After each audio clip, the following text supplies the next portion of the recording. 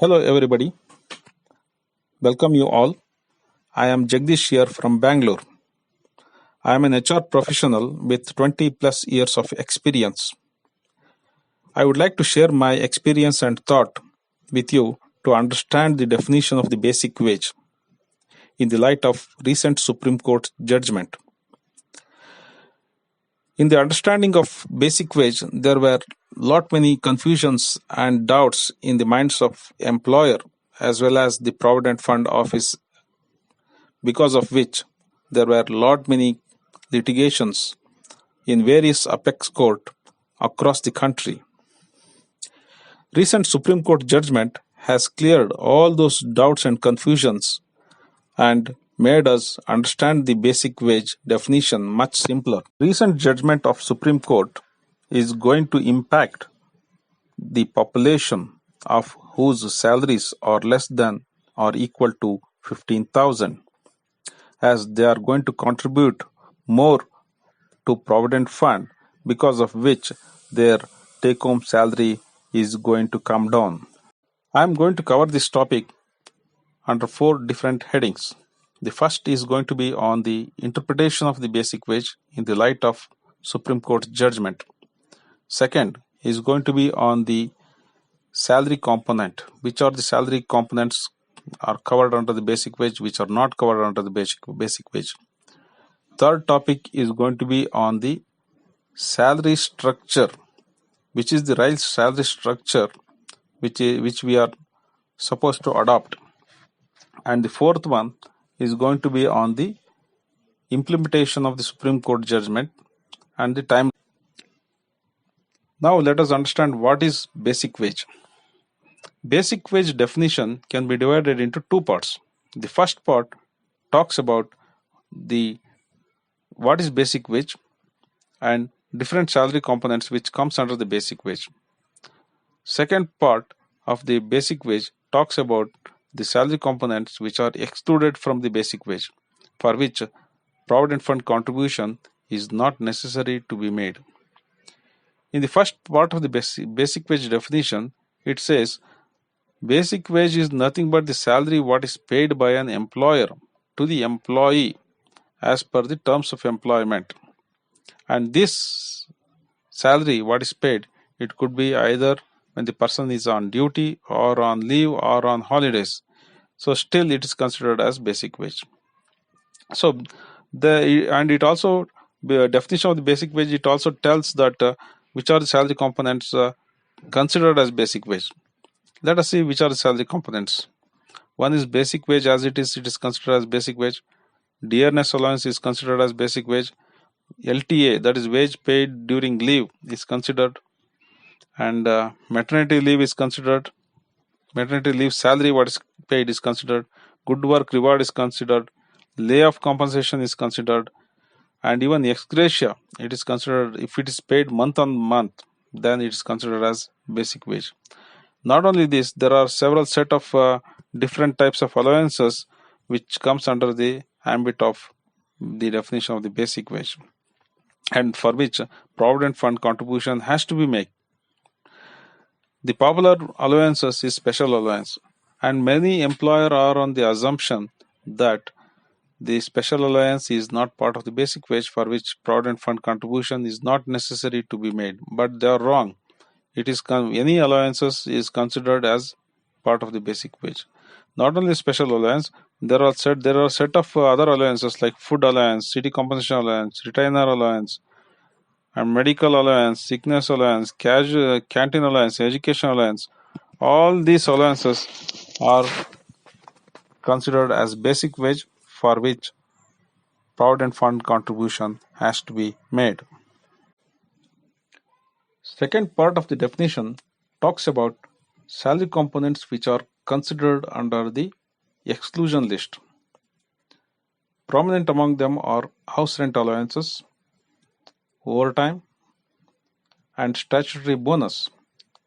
Apart from this, there is one more component which is defined in the basic wage, that is or any other similar allowances. This or any other similar allowances is considered under the exclusion list. It is this phrase which was creating a lot of confusion in the minds of the employer and the Provident Fund office. The reason being, this phrase is not properly defined either in Act or in the scheme. It was open for interpretation. Everybody interpreted in their own way, because of which there are so many litigations in various courts across the country, and because of which we could today see lot many allowances in salary components, assuming that these allowances are not part of the basic wage, for which now this provident fund contribution is not made by the employer. To overcome this confusion, Supreme Court has laid on 4 principles to decide whether a particular allowances can be considered under the exclusion list. The first principle is, if any allowances is variable in nature, then it is considered under the exclusion list. Means a particular salary component, if it is fixed salary component, it is considered as a basic wage. If it is a variable salary component, then it is considered under the exclusion list. Second principle is, if any allowances, if it is linked to an incentive, then it is considered under the exclusion list. For example, production incentive, sales incentive, these are all exclusions, because these incentives are variable in nature, and it has month on month it keeps changing, so it is considered under the exclusion list. And third principle is, if any allowances is not paid across the board to all employees in a particular category, then it is considered under the exclusion list. For example, night shift allowances. Night shift allowance is paid to employee only if he is coming during night time, and general shift employees, they don't get the night shift allowances. So night shift allowances is paid to a particular employee for putting extra effort. In such case, it comes under the exclusion list. And the fourth principle is, if any allowances is paid especially to those who avail the opportunity, then it comes under the exclusion list. For example, leave encashment. So leaves eligibility of an employee, someone is availing leave and is going with his family and enjoying, and someone is working in spite of eligibility of leave and is because of business reason, and if he is applying for leave encashment, then in such case that salary component is excluded from the basic wage. Now we shall find out from when this judgment is implementable. This judgment has a retrospective effect. The date goes back to 1st September 2014. The reason being, it is on this day that the PF ceiling was increased from 6,500 to 15,000. Now, from that day till now, whatever the short payment to the Provident Fund from the employer's side is made ought to be made along with interest and damages. In future, to avoid the similar situation, we have to restructure the salary so that we comply with the court's verdict. Now let us see what kind of salary structure an employer should have so that he comply with the court's judgment and he can avoid further trouble. Ideally, if an employer want to give only the minimum wage salary to his employee, in such case he should have only 2 salary component. One is basic and another one is day earners allowance, that is DA. And the basic salary has to be equal to or more than minimum wage. It cannot be less than minimum wage. Whereas day earners allowance is driven by the consumer price index.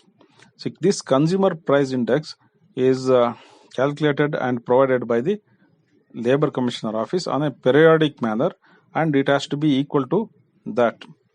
These are the 2 salary components, only sufficient. If at all an employer want to give anything more than the minimum wage, then he can have one more salary component, that is HRA, house rent allowance. And this house rent allowance has to be equal to or less than 40% of the basic wage. It cannot be more than 40%. So these are the third salary component which an employee want, if at all he want to give it more than minimum wage. And one more thing is, if there is a provision to give commission or incentive to his employee which is linked to the sales or production, and even that is not going to attract the provident fund. Even HRA is not going to attract the provident fund, whereas the commission whatever is given to employee doesn't attract the provident fund. So that is this commission will be the fourth salary component which an employer can have. So now, for those whose salaries are in the higher salary bracket, for them, employer can decide and have one more salary component, that is special allowance or any other allowance. So you can name it in any way. So you can also have one more salary component, that is special allowance, which is a fifth salary component, and that special allowance can be there provided if the sum of basic plus DA is equal to or more than 15,000. So 15,000 is the ceiling fixed by the Provident Fund. So anything above 15,000, it is not mandatory to contribute to Provident Fund. So unless and until the basic plus DA is up to 15,000, we cannot have one more special allowance component. So after fixing 15,000, put together basic and DA put together, we can have one more salary component, that is special allowance. So this is how the salary structure has to be. We also should know what are the other implications because of restructuring of the salary. The first impact is on the take-home salary of the employee. The reason being, when there is an increased contribution of Provident Fund because of the increase in basic salary, automatically the take-home salary gets reduced. So if employer want to protect the take-home salary of the employee, then the salary restructuring he has to do it during increment time. So some adjustments can be done and still the take-home salary can be protected. Not only the net take-home impact on the net take-home salary, there are other implications like there are statutory payouts like gratuity, bonus, and overtime allowances. These payouts are directly connected to the basic salary. As there is an increase in basic salary, so proportionately there is going to be an additional contribution on gratuity, bonus, and overtime allowances. So keeping these things in mind, HR has to design the salary structure. With this, I would like to conclude my presentation. I have covered most of the topics. If you still have any confusions or queries, you can contact me. Jagdish this side. Thank you for patience hearing. You can mail me to my email ID jaggi.gang@gmail.com. Jaggi, Jaggi, .gang, gang, and you can subscribe to my channel Jaggi Gang. Thank you.